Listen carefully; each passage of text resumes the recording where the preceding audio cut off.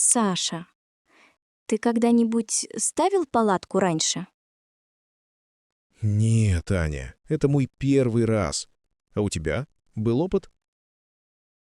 Тоже нет, но у нас есть инструкция. Давай посмотрим. Инструкция на русском. Хорошо, значит, разберемся.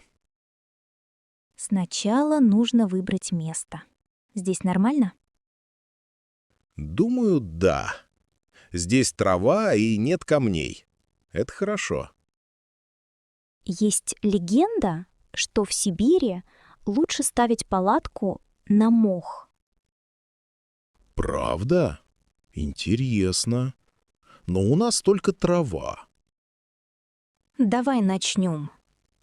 Вот каркас.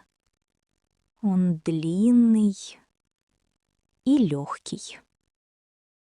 Я вижу. Попробую соединить эти части вместе. Готово. Теперь палатка похожа на большой кокон. Класс! Теперь ее надо закрепить колышками. Колышки в этом пакете. Их 10 штук. Один уронил. Где он? Вот, нашел.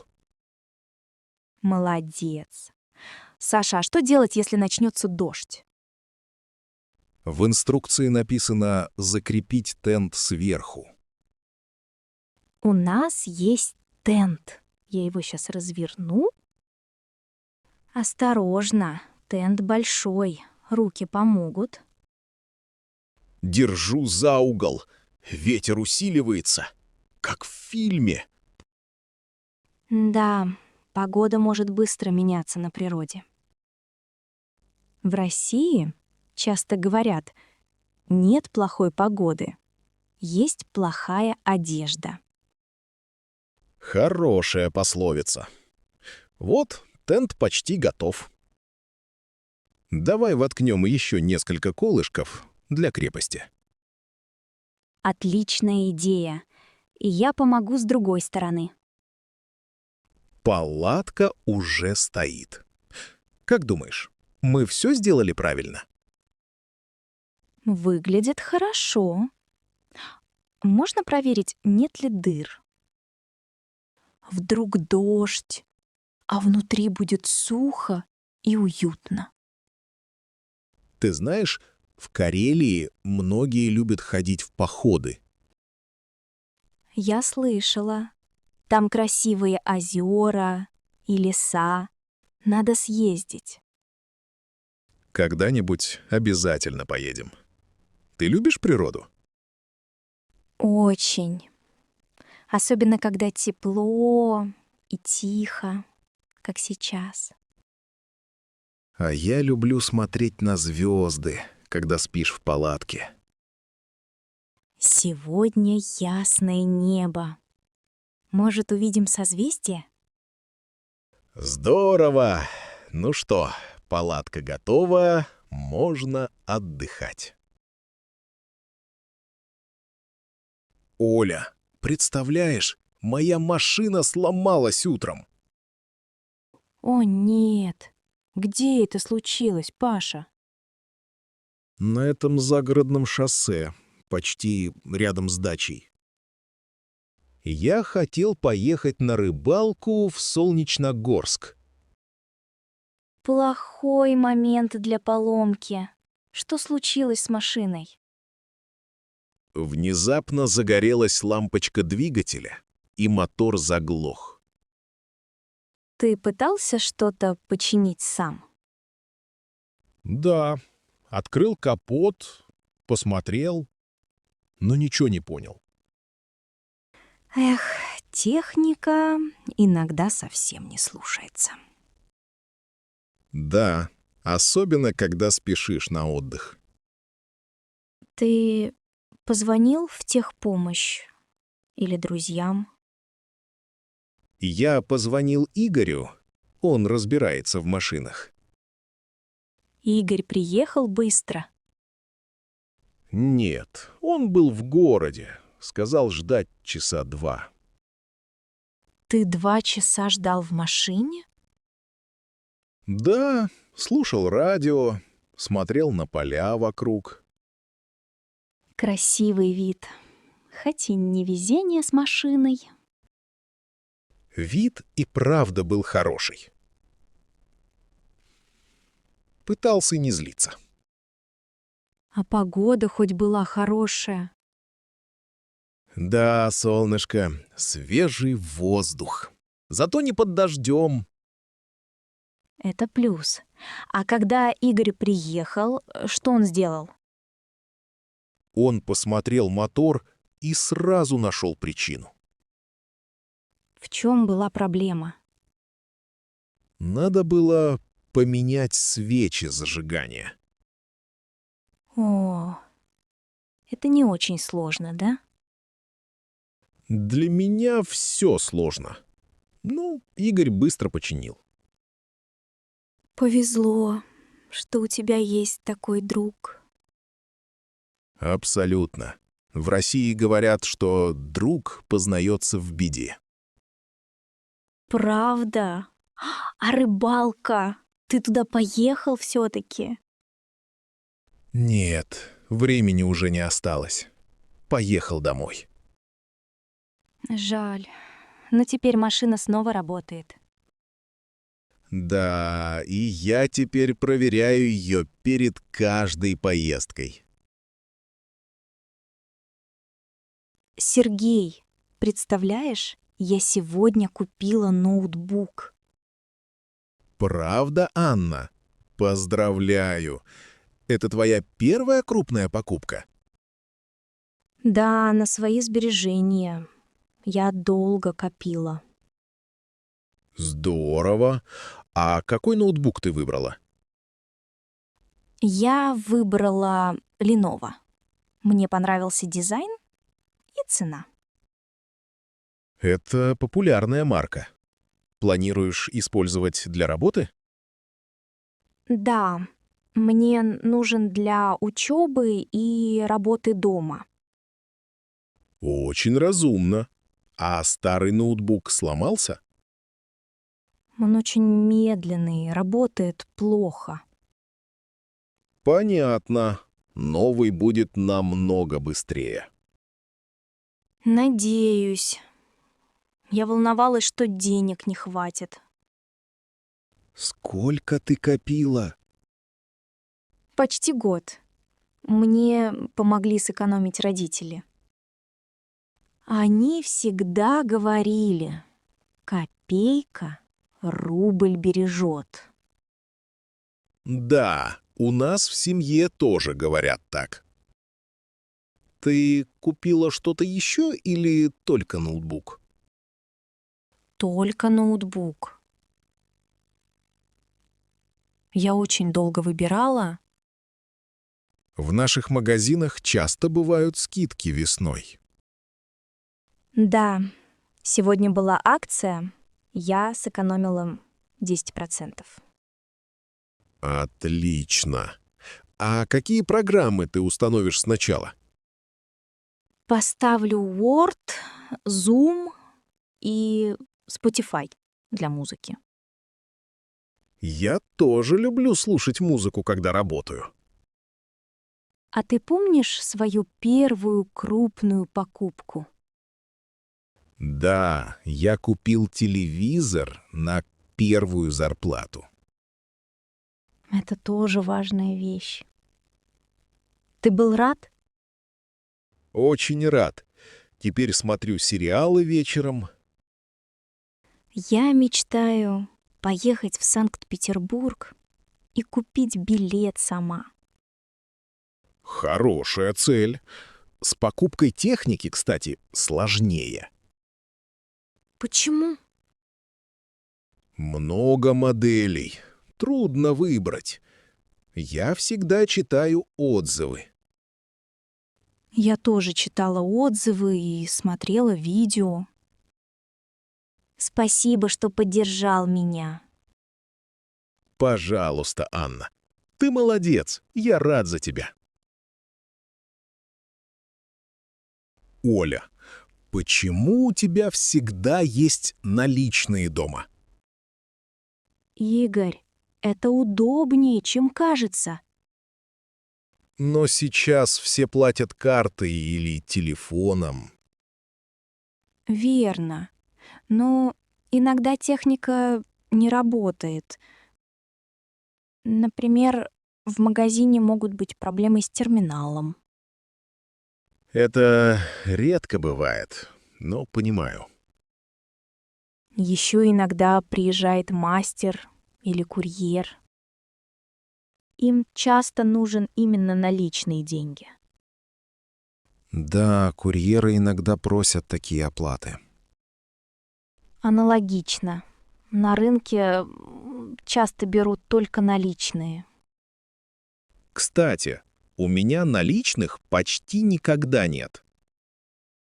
Я иногда откладываю немного денег на экстренный случай. Что ты называешь экстренным случаем? Например, отключат электричество или интернет. Тогда без наличных будет сложно купить хлеб.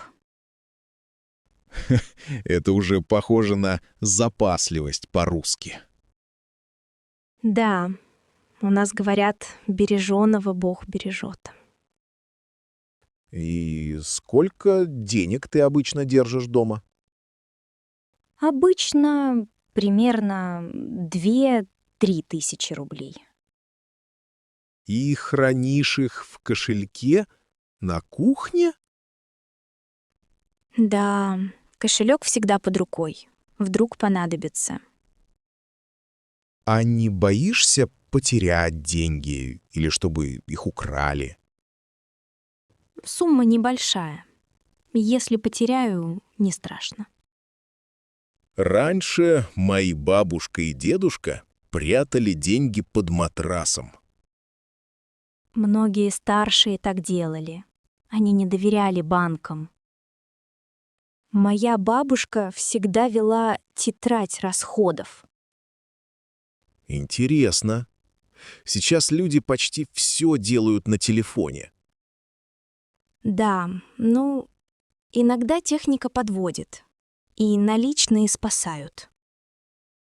Я тоже начну откладывать немного дома. Это хорошая привычка, Игорь. Главное не забывать, где ты их хранить будешь. Спасибо, Оля. Теперь понял твою логику. Пожалуйста. Всегда рада помочь и поделиться опытом. Как ты выбрала имя для нашего малыша? Я долго думала.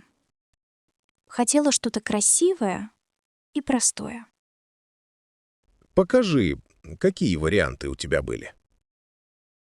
Вот мой блокнот. Я записывала разные имена. Мне нравилось имя Анна. Очень нежное. Анна. Красивое имя. Очень популярное в России. Да, это классическое имя. Но в нашей семье много Ан. А какие еще имена ты рассматривала? Мне нравилось имя Евгения. Это имя моей бабушки. Евгения. Звучит элегантно. Мне тоже нравится. Но потом я подумала о Марии. Мария — одно из самых распространенных русских имен. Да, и оно очень благозвучное. Легко произносится. Согласен. В школе у меня было 3 Марии в классе. Я еще думала о Софии. Это имя сейчас очень модное. Каждый третий ребенок сейчас София. Да, поэтому я выбрала имя Дарья. О, Дарья. Прекрасный выбор. Есть история у такого имени? Это старинное славянское имя. Звучит сильно и тепло.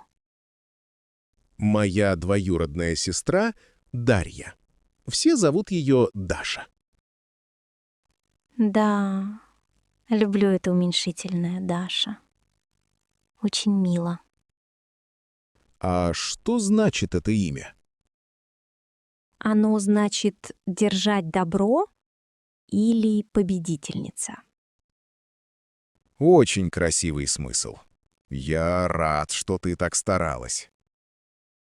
Я хотела, чтобы имя подходило и для девочки, и для взрослой.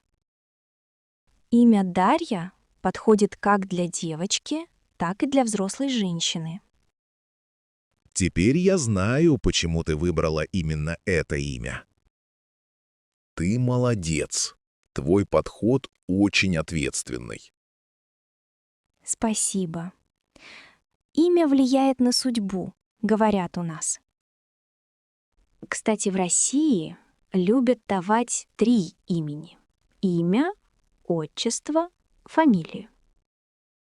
Да, и отчество очень важно в общении между взрослыми. Нашу девочку будут звать Дарья Сергеевна Смирнова. Звучит замечательно. Мне нравится это имя. Здравствуйте, Иван. Можно спросить у вас совет? Здравствуйте, Ольга. Конечно, спрашивайте. Я хочу научиться обрезать деревья в саду. Отлично. Это важно для здоровья дерева. У меня мало опыта. С чего начать? Сначала нужны садовые ножницы. Вот такие. О, вы их держите очень уверенно. Спасибо. Главное быть аккуратным. Какие ветки лучше срезать сначала? Сначала убираем сухие и сломанные ветки. Я понимаю. А потом что делать? Потом снимаем ветки, что растут внутрь кроны. Это улучшает циркуляцию воздуха, да? Да, и меньше риск болезней у дерева.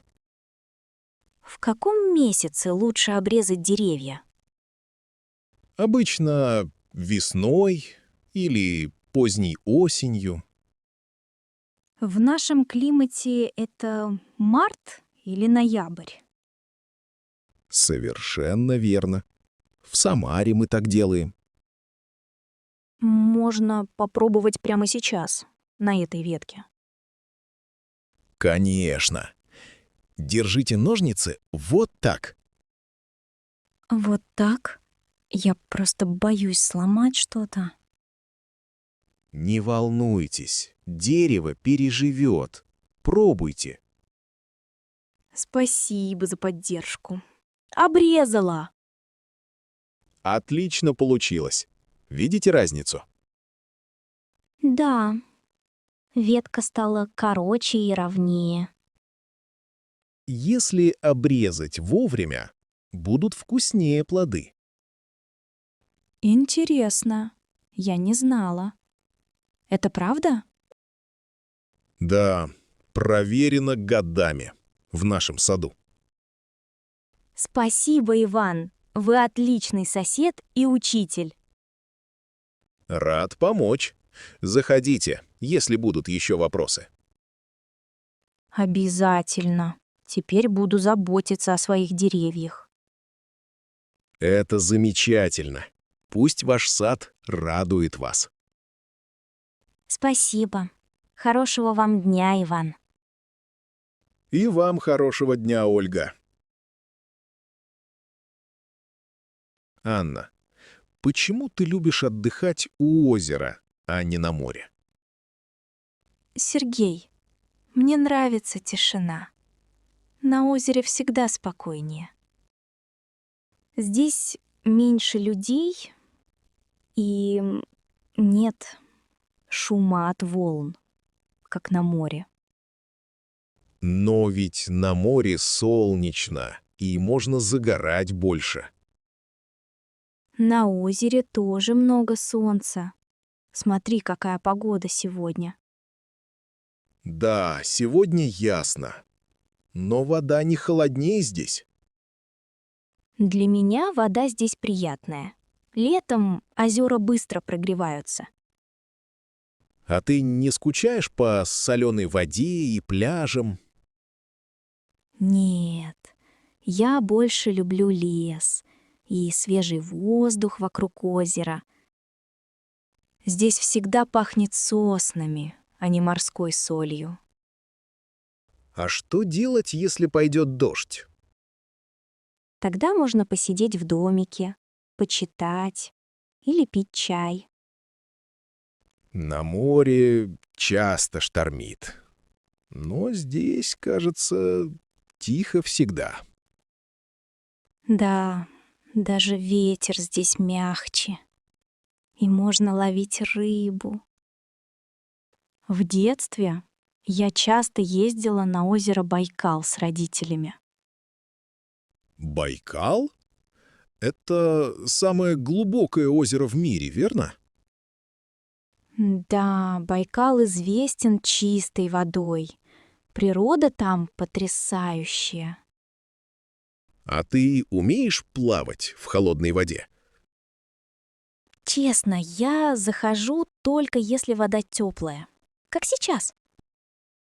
Мне кажется, нужна лодка, чтобы было интереснее.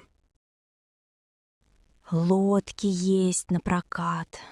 Можно кататься. Или даже брать байдарку. Хорошая идея. На море я такой тишины не встречал. Я люблю, когда вода гладкая, как стекло, и отражает небо. Ты права, это красиво. Можно делать необычные фотографии. Да, фото у озера всегда получаются уютнее, чем на пляже. Ты, наверное, знаешь много озер в России? Конечно, в России около 2 миллионов озер. У каждого свое настроение. Мне ближе такие тихие места. Ты когда-нибудь видела бобров или других животных здесь? Да, иногда я вижу уток и белок. Очень мило. После твоих слов я хочу попробовать отдых у озера. Попробуй. Думаю, тебе понравится эта атмосфера. Давай останемся здесь еще на пару дней. С удовольствием. Мне здесь очень хорошо и спокойно.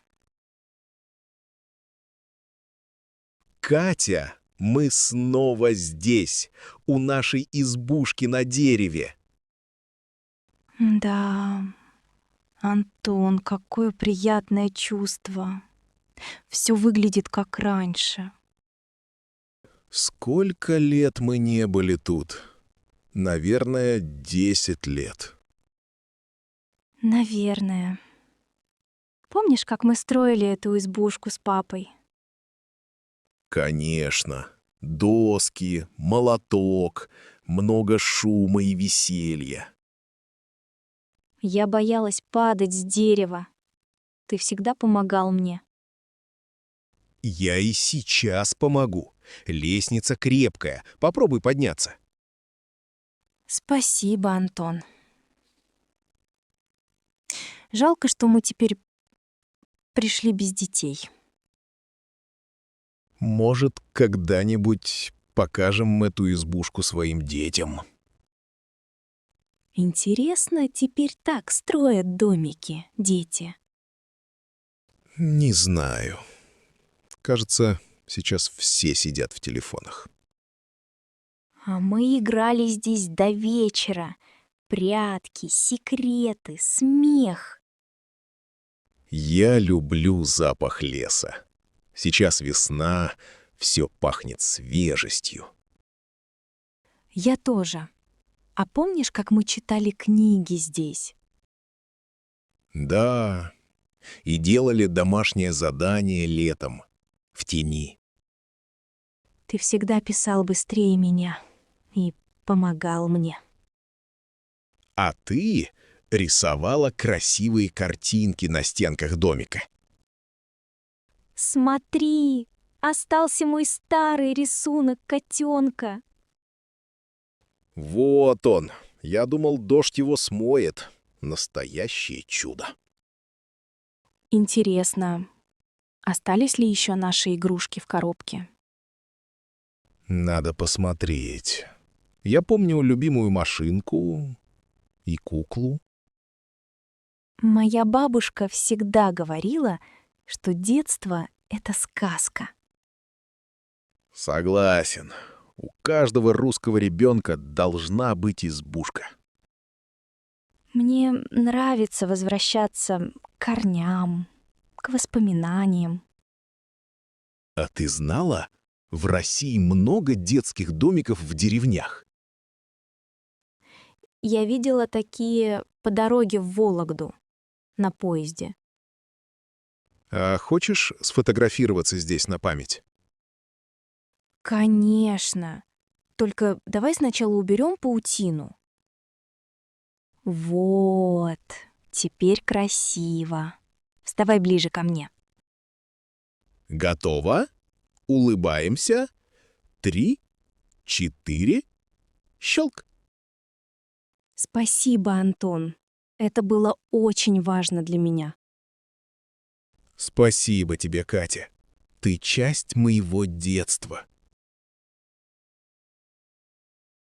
Я рада, что ты пришел, Алексей. Добро пожаловать. Спасибо, Прия. Я очень рад быть у тебя в гостях. Сегодня я приготовила индийские блюда. Ты пробовал их раньше? Нет, никогда. Я только знаю про карри и рисунок. Сегодня у нас есть чапати, дал и овощное карри. Что такое чапати? Чапати — это индийский хлеб. Он очень мягкий и вкусный. Пахнет замечательно. А это желтое блюдо? Что это? Это дал. Дал готовят из чечевицы и специй. Я люблю чечевицу. Какие специи ты использовала? Куркума, тмин, кориандр и немного чили. Не будет ли очень остро? Нет, сегодня я положила мало чили. Специально для тебя. В Индии еду часто едят руками. Ты хочешь попробовать так? Это интересно. Никогда так не ел. Покажешь, как правильно? Конечно, нужно использовать только правую руку. Хорошо. Я попробую. Это трудно? Сперва кажется сложно, но потом привыкаешь. Ты часто готовишь индийскую еду дома? Да, я готовлю почти каждый день. Люблю свои традиции. В России я редко вижу такие блюда. В Индии у нас очень разнообразная кухня. В каждом регионе свои блюда. Правда? А это карри как называется? Это сабзи, тушеные овощи с индийскими специями.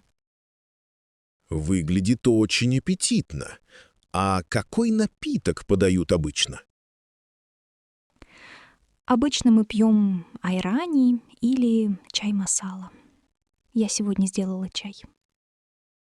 Я много слышал о масала-чае. Он сладкий? Да, он немного сладкий и очень ароматный. Хотел бы узнать, как его приготовить. Обязательно научу. Это совсем не сложно. Спасибо, Прия. У тебя дома очень уютно и тепло. Спасибо, Алексей. Я рада, что тебе нравится угощение. Привет, Иван. Как твои дела? Привет, Анна. Все хорошо, спасибо. А у тебя? Тоже все хорошо. Вот выбрала садик для Пети. Ух ты, поздравляю. Как ты выбирала детский сад? Сначала я смотрела, чтобы сад был рядом с домом. Это удобно, можно быстро дойти пешком. Да, это важно. Ты посещала несколько садиков? Да, всего 3. Мне понравился этот. Он современный. А что для тебя еще важно? Я смотрела на воспитателей, как они общаются с детьми. Воспитатели дружелюбные? Да, очень хорошие. И нянечки добрые. Потом я узнала о программах и занятиях для детей. Что за занятия есть в этом саду?